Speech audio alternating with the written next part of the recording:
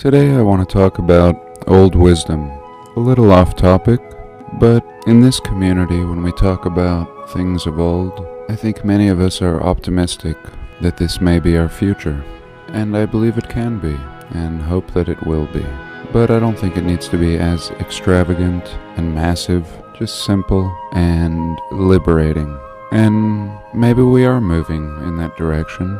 Often I mock the present times we're living in, but there is a lot of good, and I see good things happening, and it makes me optimistic for a better future. And though we often discuss the resets of the past, I'm personally not preparing or planning for such things. I vowed long ago to live my life the way I would, regardless of what anybody has to say about the coming end. Welcome.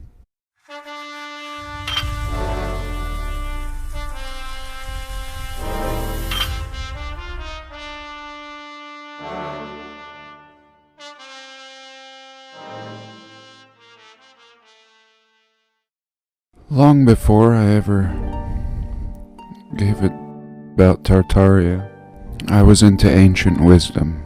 And though I might call this video Ancient Tartarian Wisdom or something like that, I use the word Tartaria loosely. Something that's understood within our small community. Frankly, I'm not trying to impress the folks at Bloomberg. And again, long before I'd ever heard of the Phantom Nation, with the capital city of Sellingham, I believed that the most practical knowledge I'd found came from China. And I have discussed Chinese wisdom in a past video that I posted on my off-topic channel, and I was surprised that it was received well. In that video, we discussed the I Ching, written by no author, said to have existed since the beginning of the Chinese timeline. And again, I'd been studying this book for 20 years, and this was my first clue that history was askew. This knowledge was so profound and beyond anything that we discussed or practiced today. And I thought to myself, how would these people have understood these things 2,000 years ago? And now this wisdom is almost completely forgotten. Well, now I know better with this recent research that we do. And I know that China is a recent fabrication. And not only is all the architecture and infrastructure inherited, but so are all the books and wisdom of the past civilization, whatever you want to call it. We say Tartaria because we see this written on all the old maps in this region that would now be China. We also see white, red-haired, mummified mummies found all throughout China and the Gobi Desert, and such things are not completely hidden. At one point, these mummies were taken on tour throughout the realm, and the Chinese government quickly put an end to this tour. And maybe this is off topic, but I don't think so. Again, this book that I want to share with you today is called the Hua Hu Ching, and this is written by Lao Tzu. And again, Lao Tzu means wise old man. So who is this man really? Some say it's the accumulated teachings of many wise men. And today I propose that these are the teachings of not just a wise man, but a wise past civilization. Typically, Lao Tzu is known for the Tao Te Ching, a poem that he was said to have written, again, thousands of years ago. And Lao Tzu was said to have been in a high position in council to the Yellow Emperor. And one day he grew tired of all the affairs of man and politics, and he was said to ride away on a white buffalo. This must be metaphor. And when he arrived to the gates of the city, perhaps the Great Wall, a guard said, "Please leave something for us." And it said he wrote a poem, and this is the Tao Te Ching. But this particular book I want to read from today, the Hua Hu Ching, is said to be the unknown teachings of Lao Tzu, and one of my favorite books. In the book, it also reads somewhat as a poem, but is also just pure, raw wisdom. And this particular passage that I've been thinking about for, again, 20 years, is what I want to share today. I think it lends some insight to what kind of things the ancients understood, or not so ancient, and practiced, and our current civilization being so clueless that I think we could use a little dose of ancient wisdom. So here we go. Passage number 55. The holistic practices of the ancient masters integrate science, art, and personal spiritual development. Mind, body, and spirit participate in them equally. They include Yi Yua, the healing science which incorporates diagnosis, acupuncture, herbal medicine, therapeutic diet, and other methods. Xiang Ming, number 2, the science which predicts a person's destiny by observing the outward physical manifestations of his face, skeleton, palms, and voice. Feng Shui, the science of discerning the subtle energy rays present in a geographic location to determine whether they will properly support the activities of a building or town constructed there. And this is very key. We in this research would call these ley lines or the grid. And here that's exactly what Feng Shui is. Not some hip and trendy interior design fad, but truly ancient wisdom. Number 4, Fu Qua, the observation of the subtle alterations of yin and yang for the purpose of making decisions which are harmonious with the apparent and hidden aspects of a situation. The foundation of Fu Qua and all the Taoist practice is the study of the I Ching, or Book of Changes. And again, the I Ching being some kind of divination tool, and not a religion, Taoism, rather a philosophy. And philosophy is my favorite. Number 5, Nidon, Weidon, and Feng Zheng, the sciences of refining one's personal energy through alchemy, chemistry, and the cultivation of balanced sexual energy. And I believe I've touched on this in one of my videos in the past. This practice can be referenced in a text called the Yi Jin Qing. And the Yi Jin Qing is supposed to be the practice which gives one the ability to live, if not forever, for a very long time. I'm sure eventually you would grow tired of life.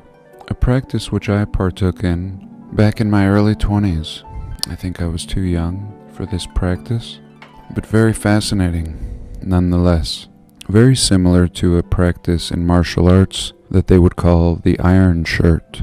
But in this Yi Jin Qing, or Golden Bell, one learns to build a strong energy in the navel and breathe and circulate it throughout the body, and most importantly into the bone marrow, which regenerates the blood cells, and hence life can continue indefinitely as long as this blood cell regeneration takes place via qi, or energy. The practitioner benefits in many ways. Number 6, Tai Si, the science of revitalization through breathing and visualization techniques. Number 7, Chun Shi, the transformation of one's spiritual essence through keeping one's thoughts in accord with the divine source.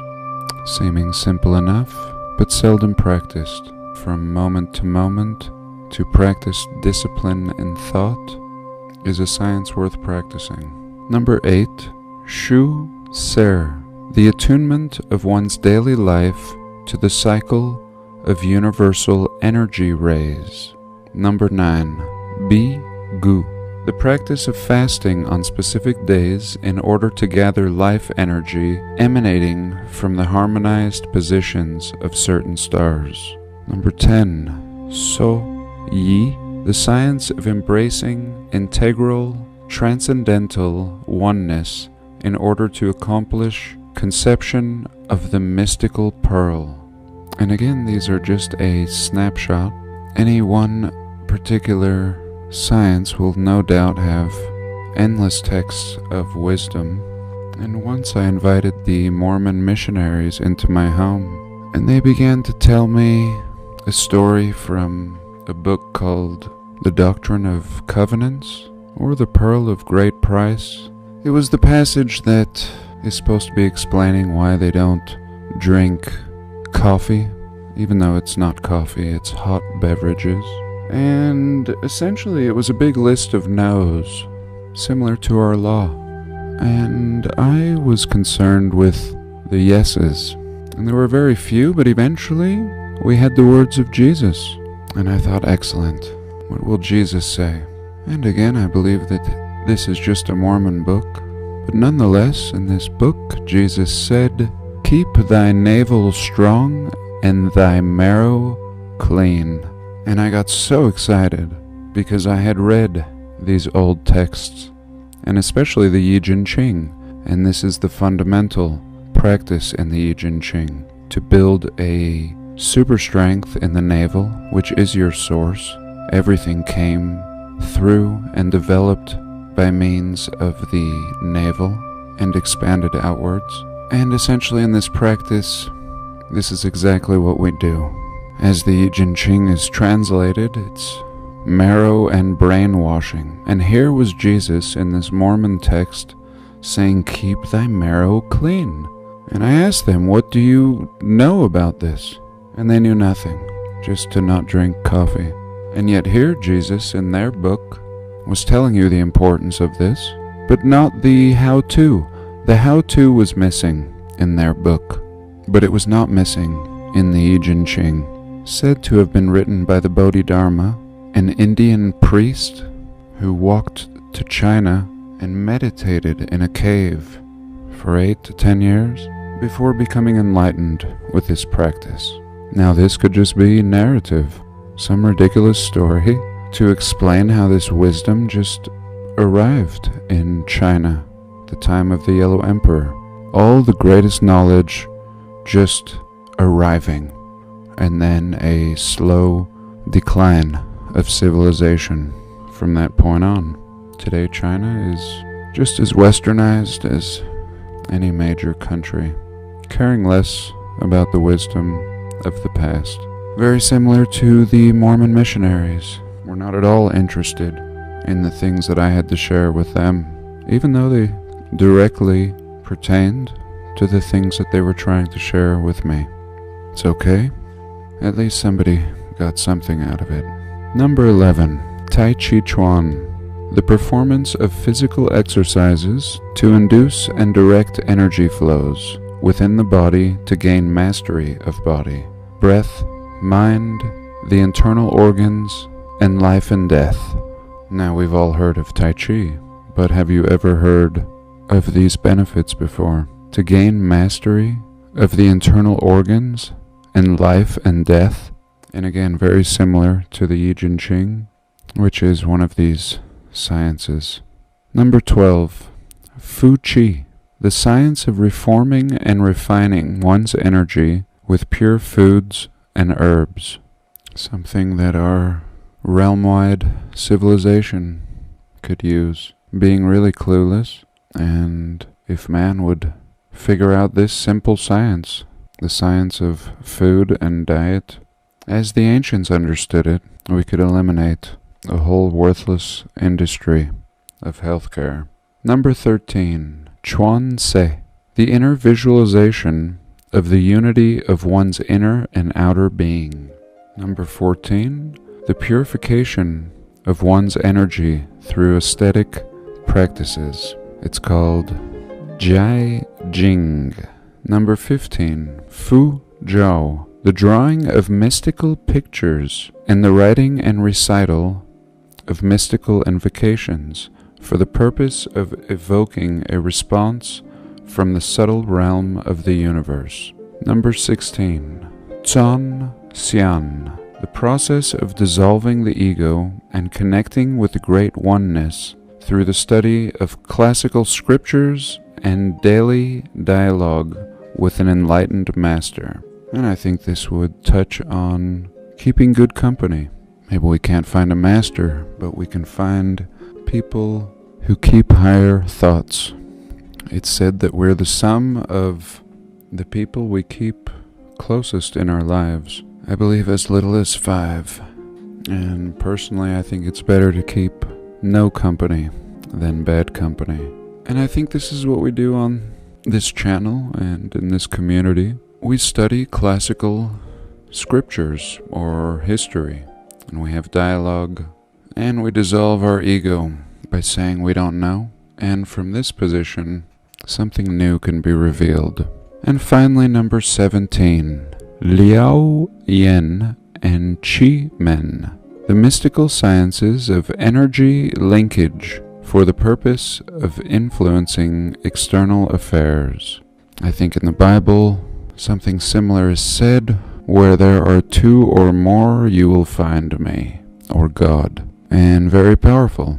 Again, spilling over into Western texts. We can affect change, and we feel powerless, especially in the face of tyranny via the controllers and all those who would oppress our God-given rights. And yet, here we're told, number 17, and even told in the Bible, that when people gather, we actually have more power than we know.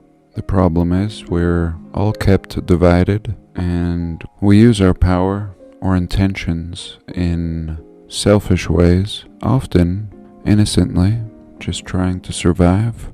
However, if we would come together and have a common wish, we could absolutely affect change throughout this realm.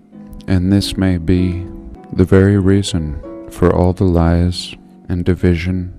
For if we understood this one ancient fact about our reality, those in power wouldn't stand a chance. This video originally had a long intro, and I turned it into a separate video. You can see that on my off-topic channel. And for today, thank you so much for joining me. Do have a blessed day. Please like, comment, and subscribe.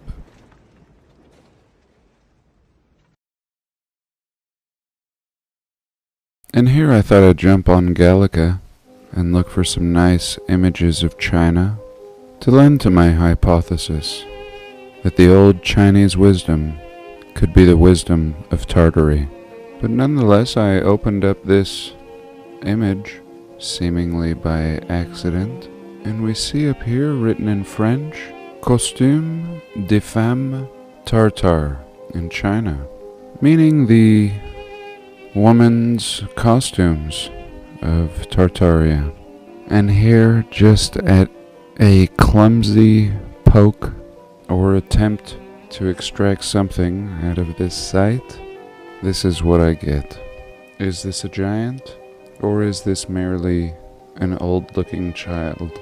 And here what I noticed is this is written, I believe, in Latin. Recently I heard somebody propose that Latin may have been the old language in the Americas, but I digress.